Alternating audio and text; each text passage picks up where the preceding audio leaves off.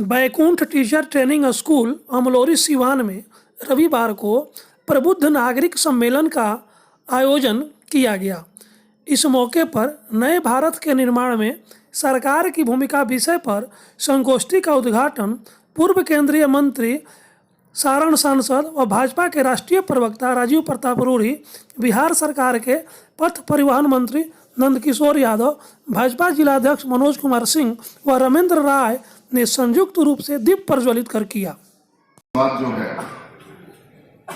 लोकसभा चुनाव के पूर्व, ऐसा नहीं है कि पूरे 5 वर्ष इस प्रकार के कार्यक्रम नहीं होते, लेकिन राजनीतिक दृष्टिकोण से ये हम मान के चले कि आगामी कार्यकाल जो 2019 का है उसके चुनाव के लिए तैयारियां प्रारंभ हो गई हैं और हमारे लिए भी ये बड़ा आवश्यक है कि 5 वर्ष का लेखा जोखा आपके सामने रखें।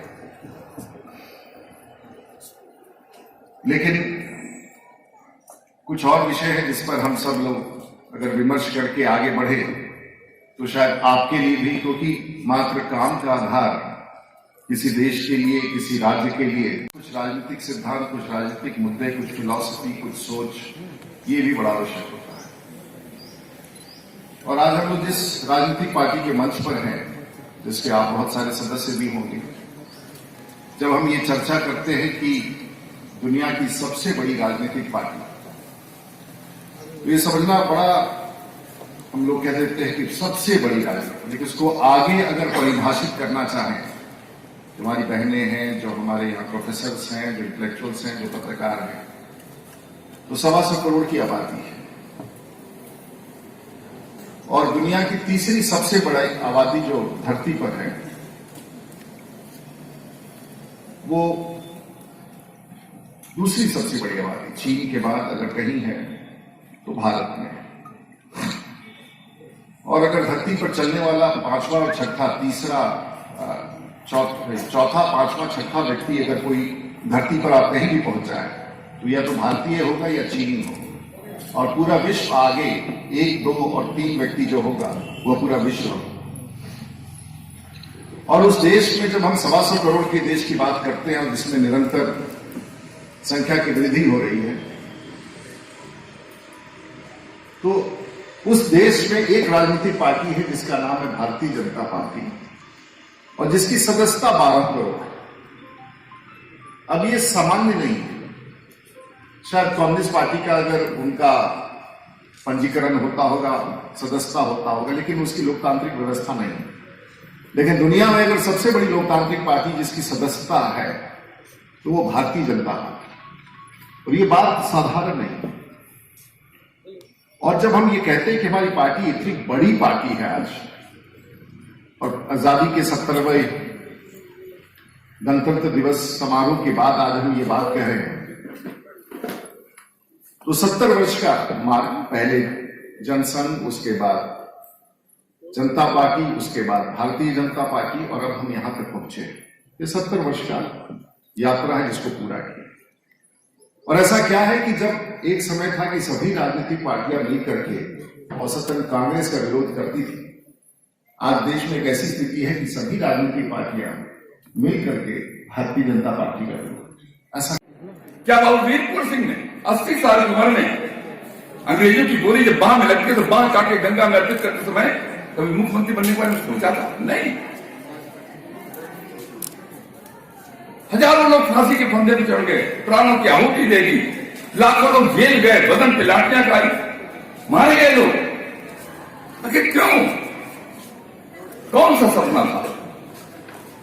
एक सपना था, भारत मां के पैरों की बेड़ियां कटनी चाहिए, हमारा देश आजाद होना चाहिए। और जब देश हमारा आजाद होगा, हमारे देश के अंदर खुशहाली है, सबके बदन पे कपड़े होंगे, सबके सर के ऊपर छत होगा, सबके पेट में दूध अनाज जाएगा, कोई भूखा न सोएगा। यही तो सपना था ना। लेकिन जब 72 साल के बाद देश की आजादी का विचार करते हैं तो हम अपने देश को आज कहां खड़ा पाते हैं? ये बार बार ये बात मन के अंदर कौनता है। जो हम 26 जनवरी और 15 अगस्त इकट्ठे होते हैं, विचार मन में जाता है, कब तक? आखिर इतने सालों बाद भी अगर आज लोग भूखे सो रहे हैं, कौन चिंता करेगा? अगर इतने सालों बाद भी लोग गंदी बस्तियों में रहने के लिए मजबूर हैं, झोपड़ियों में रहने के लिए मजबूर हैं, कौन इसका विचार करेगा, कौन इसके बारे में सोचेगा? इस सवाल को आज कौन रहा है? मैंने इन प्रश्नों को इसलिए आपके सामने उठाने का प्रयास किया है। लोगों ने बहुत दिन तक शासन किया, अलग अलग में एक बहुत अच्छा बुद्धिजीवियों का सम्मेलन है और स्वाभाविक तौर से भारतीय जनता पार्टी और एनडीए की सरकार देश में जो अच्छा काम कर रही है और विशेष रूप से नरेंद्र मोदी जी के नेतृत्व में जो बड़ा काम देश में गरीबों के लिए, किसानों के लिए, मजदूरों के लिए, महिलाओं के लिए, नौजवानों के लिए हर क्षेत्र में हुआ है, शायद उसी के संदर्भ में और उसको जोड़ते हुए जो हमारा सिद्धांत है दीनदयाल उपाध्याय जी का अंत्योदय और दूसरी तरफ जो राष्ट्रवाद की बात हम करते हैं, दोनों के दायरे के भीतर ये अच्छा संगोष्ठी यहाँ आयोजन किया गया। मैं बधाई देना चाहूँगा सीवान यूनिट को और यहाँ के अधिकारियों को, जो पार्टी के अधिकारियों को जिन्होंने आयोजन किया। कांग्रेस ने एक मास्टर स्ट्रोक लगाया है अभी प्रियंका जी को लाके, इससे पूर्वांचल और खासकर ये हम लोग का क्षेत्र प्रभावित नहीं होगा? मुझे लगता है कि अगर इतना बड़ा मास्टर स्ट्रोक था तो वो स्वतंत्र थे कि कभी भी ला सकते थे, तो इतना विलंब क्यों किया? और दूसरा, जो भी राजनीतिक भविष्य शायद प्रियंका जी का बनने वाला था, अपने बोझ के नीचे उन्हें क्यों डाल दिया इन लोगों ने?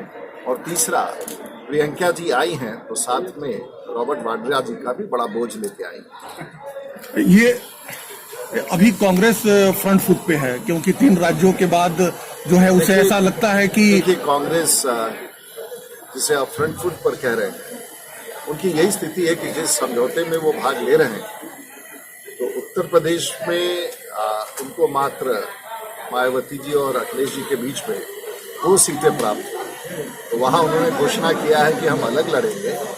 तो पश्चिम बंगाल के मंच पर जाते हैं, लेकिन उनकी उपस्थिति शायद कितनी है ये भारतवर्ष में सब लोग देख रहे हैं।